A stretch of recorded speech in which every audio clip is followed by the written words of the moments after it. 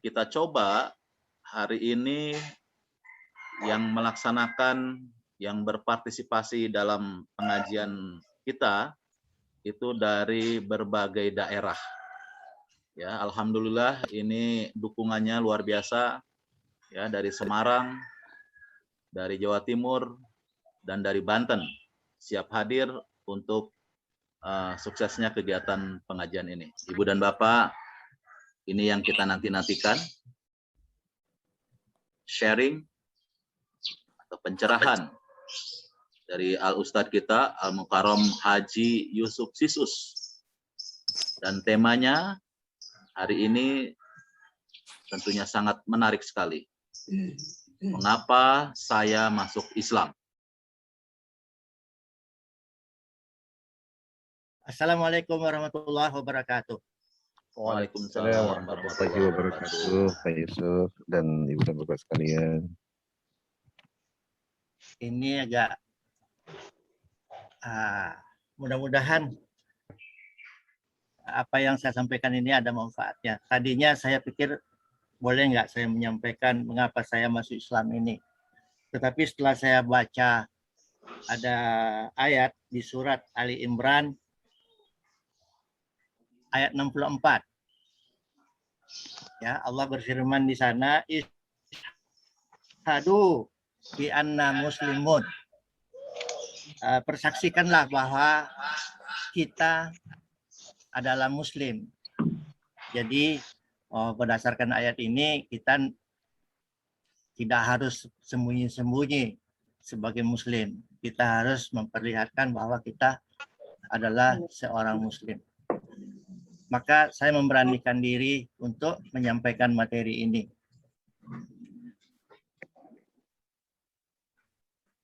Bapak Ibu, mari sama-sama kita berserah diri kepada Allah. Alhamdulillahirabbil alamin. Assalatu wassalamu ala asrafil anbiya'i wal mursalin wa ala alihi wa sahbihi ajma'in.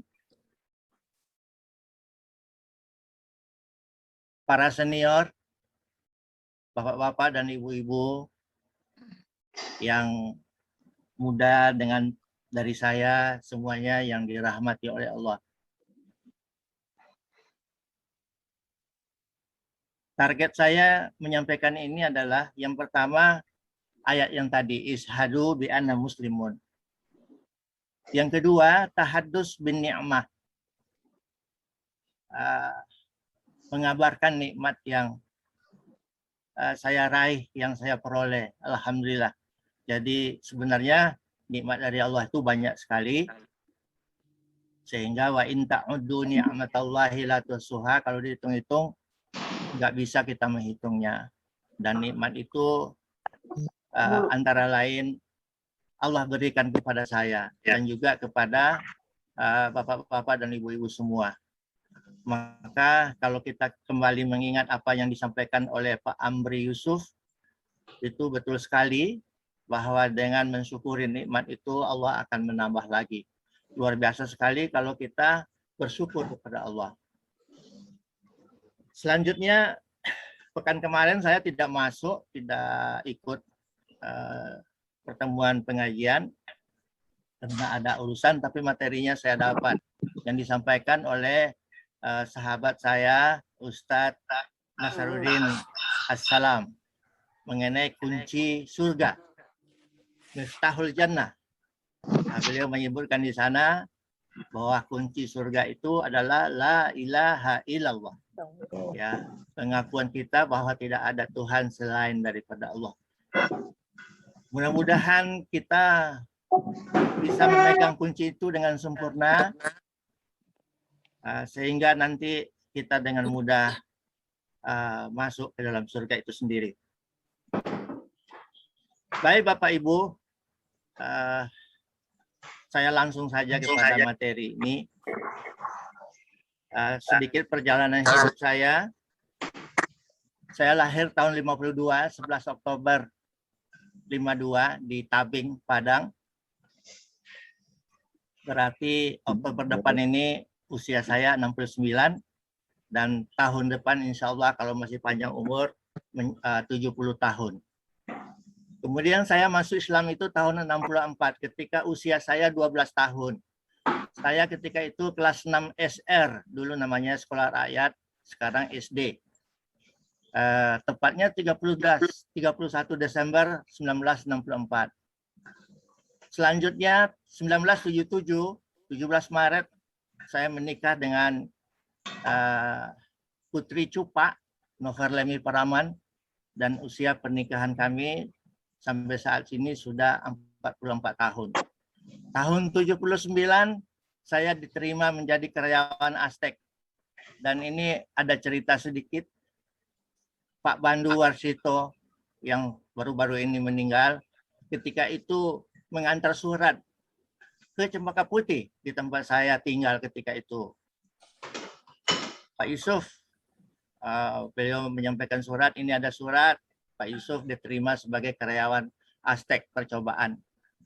Apa yang terjadi pula, karena istri memang sudah hamil berat, malamnya itu anak saya yang pertama lahir, yang saya berikan namanya Ulfa Yusuf. Ketika itu mau saya berikan Aztekawati, tapi nggak jadi. Saya kasih nama Ulfa Yusuf. Sekarang anak saya itu kerja di Bank Mandiri. Selanjutnya tahun 2008 saya pensiun. Tepatnya 1 Oktober 2008. Nah, ini 17 Maret 1977 saya menikah dengan Noverlemi Paraman di KUA Ciputat. Acaranya sederhana, tapi alhamdulillah saya merasakan sampai sekarang ada diberikan oleh Allah keberkahan. Baik, kita tidak bicara mengenai ini, kita coba lanjutkan. Nah, setelah pensiun, mungkin ada yang bertanya apa yang saya lakukan. Yang pertama, saya bekerja di Assalam Travel. Jadi sejak pensiun itu bekerja di Assalam Travel, sempat 5 tahun menjadi direktur utama, tapi kemudian saya mengundurkan diri dan sampai sekarang saya diminta supaya mau duduk sebagai komisaris. Kemudian juga menjadi dosen pendidikan agama Islam di Universitas Al-Azhar. Selanjutnya dosen ilmu dakwah di Institut PTIQ. Ini kampus di tempat saya menuntut ilmu dulu, mendalami Islam. Dan ini nggak disangka-sangka juga, BPJS Ketenagakerjaan itu menunjuk setelah melalui pelatihan yang berat ya, menjadi asesor BPJS Tenaga Kerja. Maka tadi saya berani memakai background BPJS Ketenagakerjaan itu. Cuman ini agak nganggur sedikit, ada 2 yang nganggur ini. Yang Assalam ini sudah hampir 2 tahun tidak ada bawa jamaah umroh karena COVID. Kemudian yang asesor ini juga begitu, sudah sejak COVID kita tidak pernah melakukan asesmen lagi. Selanjutnya, nah ini dia. Tadi saya lihat ada Pak Sadio, saya diajak oleh Pak Sadio mengunjungi masjid ini, maka sengaja memang saya pasang Masjid Al-Alam Kendari ini, cakep sekali. Dan Masjid Al-Alam ini kalau kita lihat dari kantor Jamsostek Kendari itu terlihat persis bagus sekali gitu. Nah, tetapi yang inti di sini adalah ayat tadi, ishadu bi anna muslimun, ya, saksikanlah bahwa kami adalah orang Islam, yang firman Allah yang ada dalam surat Ali Imran surat ketiga ayat 64. Mengapa saya masuk Islam? Kalau diringkas jawabannya ya ini, Allah kasih hidayah kepada saya. Nah, sehingga saya memeluk Islam 31 Desember 1964. Nah, cuman biasanya teman-teman itu nanya prosesnya seperti apa. Nah, maka saya menyampaikan yang ini. Ada 3 alasan saya masuk Islam. Yang pertama, kisah Ibrahim. Kisah Nabi Ibrahim alaihissalam mencari Tuhan. Tadi ayatnya oleh Pak Didik SR surah Al-An'am. Ayat 76, ayat 77, ayat 78 sudah dibacakan dengan baik oleh Pak Didik dari Surabaya. Matur nuwun Pak Didik. Yang kedua adalah manfaat wudhu. Yang ketiga adalah peringatan Isra Mi'raj. Nanti akan saya jelaskan satu persatu ini secara singkat tapi. Bapak Ibu yang dirahmati Allah, saudara sepupu saya mengirim foto ini kepada saya belum sampai setahun. Saya tidak memiliki foto ini adalah ayah saya. Ini saya ketika berusia yang dekat ayah ini adalah saya waktu kecil, usia 5 tahun. Terus ini adik saya 4 tahun. Secara biologis, ya ini adalah ayah dan ibu saya. Tapi sekarang saya agak sedih, kenapa? Ayah saya ini meninggal sebagai seorang Katolik. Nah, ibu saya meninggal sebagai seorang animis. Kami sebelumnya semuanya animis. Nah, kami menyembah berhala. Saya masuk Islam tahun 64. Bapak saya masuk Katolik tahun 67. Nah, ibu saya sudah meninggal jauh sebelumnya, yaitu ketika saya baru kelas 1 SD tahun 59. Nah, ini wajah saya. Jadi beberapa hari sebelum masuk Islam, saya disuruh bikin pas foto. Nah, ini wajah saya ketika berusia 12 tahun, kelas 6 SD atau SR. Tadi ada Pak Edward kalau nggak salah ya. Jadi istri Pak Edward itu teman kecil saya. Kami satu sekolah, cuman beda. Karena saya nomor 16, istri beliau itu sekolah rakyat nomor 22. Jadi beda kepala sekolahnya. Tapi bangunan sekolahnya kami sama. Kami sama-sama belajar di SR Teluk Bayur tersebut. Nah, yang di tengah ini Ibu Siti Ramani. Ibu Siti Ramani, beliaulah yang membimbing saya masuk Islam. Dan foto ini adalah ketika saya masih diamanahkan menjadi Kepala Biro Perlengkapan dan Serana. Jadi ini tahun 2003 beliau datang ke Jakarta dan saya ajak ke kantor ke lantai berapa itu? Lantai 9 ya kalau nggak salah saya ya. Nah, ini mungkin kalau ada yang suka masuk, ini ada foto di belakangnya ini. Itu adalah foto yang ada di ruang Kepala Biro Perlengkapan dan Serana waktu itu. Masih hidup. Ibu ini masih hidup sekarang ini. Belum lama ini kami saling berkomunikasi menanyakan kesehatan bagaimana. Nah, ini alasan masuk. Yang pertama, yang Ibrahim mencari Tuhan tadi. Guru saya itu bercerita seperti saya menonton film gitu ya. Beliau pandai sekali, namanya Pak Samsul Hidayat. Itu ketika saya duduk di kelas 3 SR, jadi 12 kurang 3 ya, umur 9 tahun itu saya dapat cerita mencari Tuhan ini. Falamma janna alaihi lail ra'a kaukaban qala hadza rabbi falamma afala qala la uhibbul afilin ya. Ketika malam telah menjadi gelap, dia Ibrahim melihat sebuah bintang, lalu dia berkata, inilah Tuhanku. Maka ketika bintang itu terbenam, dia berkata, aku tidak suka kepada yang terbenam. Jadi malam-malam itu dia kira inilah Tuhan ya, bintang itu. Tapi karena bintang itu tenggelam, dia tidak mau menyembah yang tenggelam. Selanjutnya, falamma ra'al qamara bazighan qala hadza rabbi, ya, ketika tatkala dia melihat bulan terbit, Ibrahim berkata, inilah Rabbi. Falamma afala qala la ilam yahdini Rabbi la akunanna minal qaumid dhalin. Tetapi setelah bulan itu terbenam, Ibrahim berkata, sesungguhnya jika Tuhan tidak memberi petunjuk kepadaku, pastilah aku termasuk orang yang sesat. Itu surat Al-An'am ayat 7. Lalu puncaknya adalah falamma ra'asyamsa bazighatan qala hadza rabbi hadza akbar. Kemudian tak kala Ibrahim melihat matahari terbit, dia berkata, inilah Tuhanku, ini yang lebih besar. Falamma afalat Qala ya qaumi inni bari'um mimma tusyrikun. Hai kaumku, sesungguhnya aku berlepas diri dari apa yang kamu persekutukan. Jadi setelah melihat matahari, dan ini lebih besar dari semuanya yang sebelumnya dia lihat, wah inilah Tuhan katanya gitu. Tapi karena matahari itu juga tenggelam, akhirnya dia mengatakan, sesungguhnya aku berlepas diri dari apa yang kamu persekutukan. Kalau orang Padang bilang itu, amboy ndak satu ledo. Nah, amboy ndak satu. Ya, itu teman-teman dari Padang tentu paham. Tadi ada Uni ya, Uni istri Daun saya lihat itu.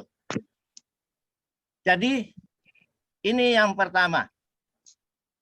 Waktu cerita ini saya ingat, ini ada lanjutan ceritanya. Nabi Ibrahim setelah yakin bahwa semuanya ini tidak bisa dijadikan Tuhan, lalu Nabi Ibrahim mengatakan, tidak dicantumkan ayatnya di sini.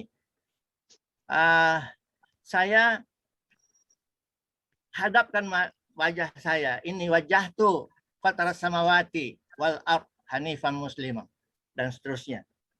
Akhirnya kata Nabi Ibrahim, saya penyembah yang menciptakan semua ini.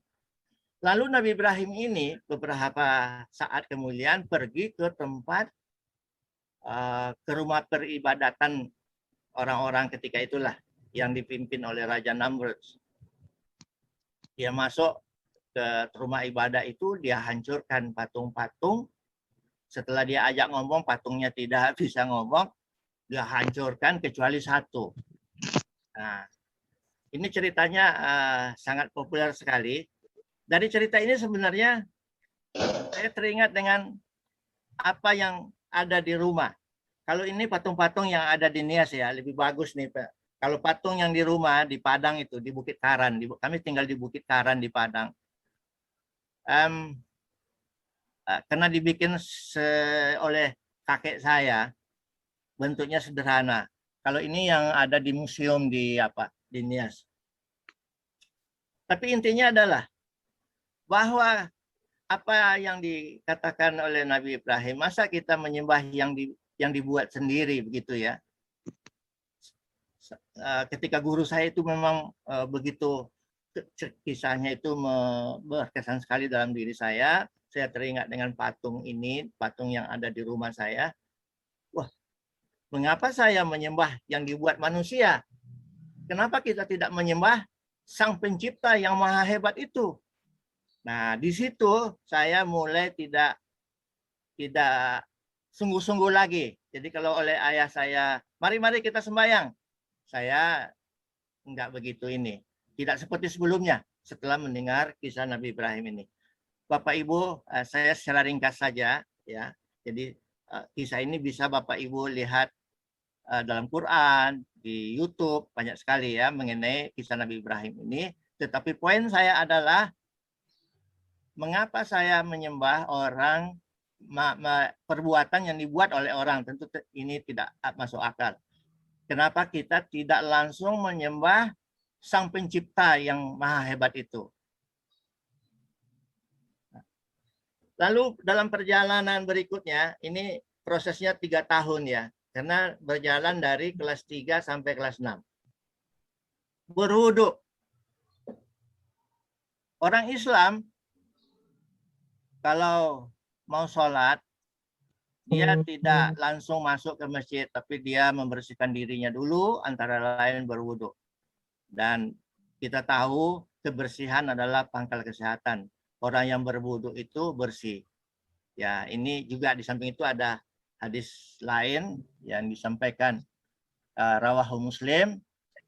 Nabi Muhammad SAW bersabda, barang siapa berwudu dan membaguskan wudunya, menyempurnakan wudu dengan memperhatikan wudu dan sunnah-sunnahnya, maka keluarlah dosa-dosa dari jasadnya hingga keluar dari bawah kuku-kukunya. Hadis ini dulu belum begitu paham saya. Yang saya pahami ketika itu adalah mengenai bahwa orang berwudu itu bersih, dan kalau bersih itu sehat. Tapi belakangan ini ketemu ya ilmu-ilmunya, ya Profesor Leopold Werner von Ehrenfeld, seorang psikiater sekaligus neurolog kebangsaan Austria. Ia menemukan sesuatu yang menakjubkan dalam wudhu karena mampu merangsang pusat saraf dalam tubuh manusia karena keselarasan air dengan wudhu dan titik-titik saraf. Kondisi tubuh senantiasa akan sehat. Jadi intinya berwudhu itu sehat lah, kira-kira begitu ya. Nah, saya terkagum-kagum juga mengenai wudhu ini. Orang berwudhu bersih, kebersihan pangkal kesehatan. Lalu saya berkesimpulan, berarti Islam itu agama bagus. Gitu. Tapi ini pikiran saya ketika saya masih SD ya. Belakangan saya menemukan luar biasa sekali hikmah-hikmah yang ada di dalam wudhu itu. Alasan ketiga. Nah, pada peringatan Isra Mi'raj, guru agama saya yang kemudian membimbing saya mengucapkan 2 kalimat syahadat ini, Ibu Hajah Siti Ramani, guru agama SR nomor 16 Teluk Bayur. Beliau sebagai penceramah pada acara peringatan Isra Mi'raj. Bapak Ibu pada tahulah cerita Isra Mi'raj ya. Tapi poinnya adalah bahwa perintah sholat itu diturunkan oleh Allah pada ketika Nabi Muhammad Shallallahu Alaihi Wasallam itu melakukan Mi'raj. Di dalam kisah itu, nah, Ibu Siti Ramani bercerita, Nabi kita itu ada melihat orang yang memukul-mukul kepalanya sampai rusak gitu. Kemudian bertaut lagi, dipukul-pukul lagi, bertaut lagi, dan seterusnya. Nabi Muhammad bertanya kepada yang mendampingi beliau, yaitu Malaikat Jibril, itu siapa? Jibril menjawab, seperti yang diceritakan oleh guru saya, Ibu Siti Ramani, itu adalah umatmu yang tidak mau sholat. Dia menyesal karena tidak sholat itu. Wah, mendengar cerita itu Bapak Ibu, saya takut. Berarti saya nanti akan memukul-mukul kepala saya ya, karena saya tidak sholat. Bagaimana ya caranya supaya saya bisa sholat? Nggak mungkin seperti sekarang ini agama saya itu, saya bicara sendiri dalam hati ketika itu. Kalau saya masih menyembah berhala, itu istilahnya pelbegu, ya, agama pelbegu. Kalau masih menyembah berhala, nggak sholat dong saya. Nah, ini kalau begitu saya harus masuk Islam. Saya tidak tanya-tanya, tidak minta izin kepada orang tua saya lagi. Saya langsung hari itu menghadap Ibu Siti Ramani ini, Ibu, saya ingin masuk Islam. Nah, Ibu Siti Ramani agak terheran-heran juga, ini benar nggak? Bagaimana nanti orang tuanya segala macam ya, yang saya dengar belakangan seperti itu. Tapi ketika saya menghadap itu, hari itu ibu itu bilang, oke, cuman tidak hari ini ya, kita cari waktu yang baik. Artinya waktu yang baik itu yang beliau senggang, ada waktu mengantar saya ke tempat saya akan membaca 2 kalimat syahadat. Maka pada hari Kamis 31 Desember 1964, saya diajak ke kantor KUA di Jati Padang. Ya. Nah, disitulah saya, jadi bukan Ibu Siti Ramani yang menuntun saya, tetapi petugas KUA itu yang menuntun saya membaca 2 kalimat syahadat. Tetapi yang mengajarkan sebelumnya adalah Ibu Siti Ramani ini. Nanti baca ini, artinya ini, seperti itu. Dan beliau juga menanamkan kepada saya tauhid, bahwa Allah itu Esa, seperti yang sudah dikuatkan oleh Bapak Samsul Hidayat 3 tahun yang lalu. Bapak Ibu yang dirahmati Allah, waktu mau masuk Islam itu saya tidak minta izin kepada orang tua saya. Sebab kalau minta izin saya khawatir nggak diizinkan. Jadi langsung aja masuk. Langsung masuk. Dan setelah masuk itu, saya kembali ke rumah, saya tidak tinggal di rumah lagi. Di Bukit Karan itu, saya tidak tinggal di sana. Saya ambil pakaian saya ambil buku-buku saya, dan saya katakan saya mau tinggal di Teluk Bayur. Jadi dari bukit itu turun ke Teluk Bayur ada berapa kilo ya? 3 kilo barangkali. Nah, saya tinggal, ada teman saya namanya Adimar, ayahnya orang yang kerja di stasiun kereta api di TJKA, dan beliau itu Adimar itu yang mengajarkan saya sholat. Jadi sebelum saya masuk Islam saya sudah belajar sholat dulu, supaya nanti waktu mengucapkan 2 kali 5 syahadat sudah punya modal lah begitu ya. Saya diajar sholat, saya diajar sedikit-sedikit mengerti huruf membaca Al-Quran, seperti itu. Kita lanjutkan ini.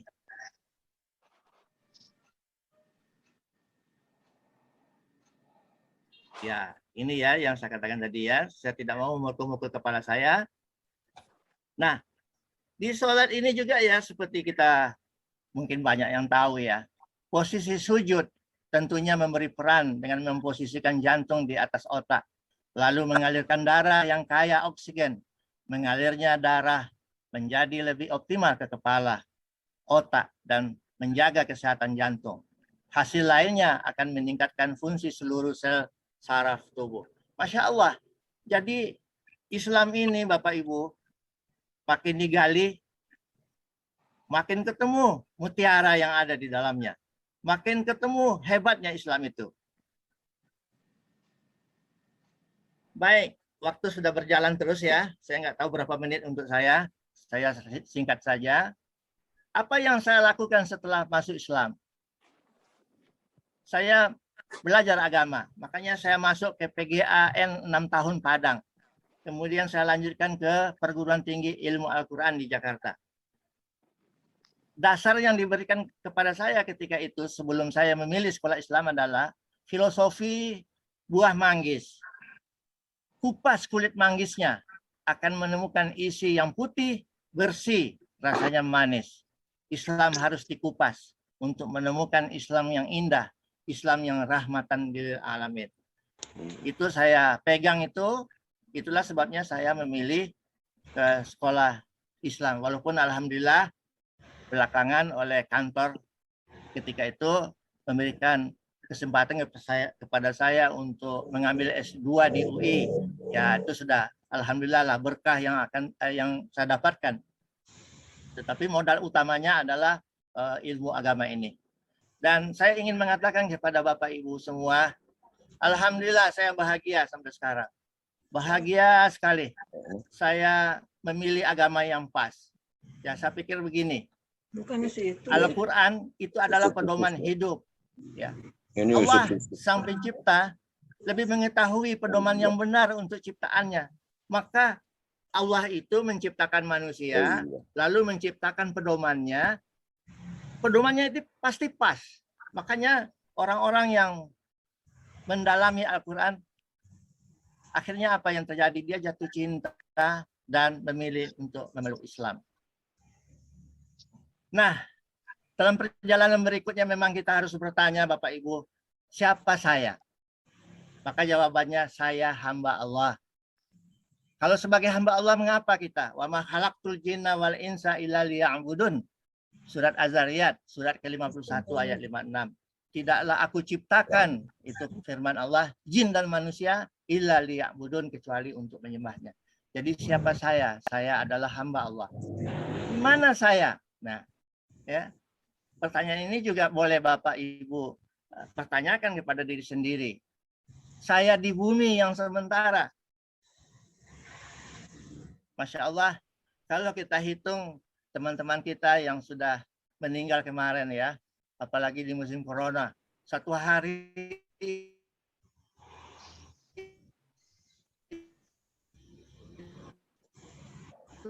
ada yang 2, ada 3 teman-teman kita. Di mana saya? Saya di bumi yang sementara. Nah, Allah mengatakan di surah Al-Mu'minun ayat 114, Qul illa bistum illa qalila law annakum kuntum ta'lamun.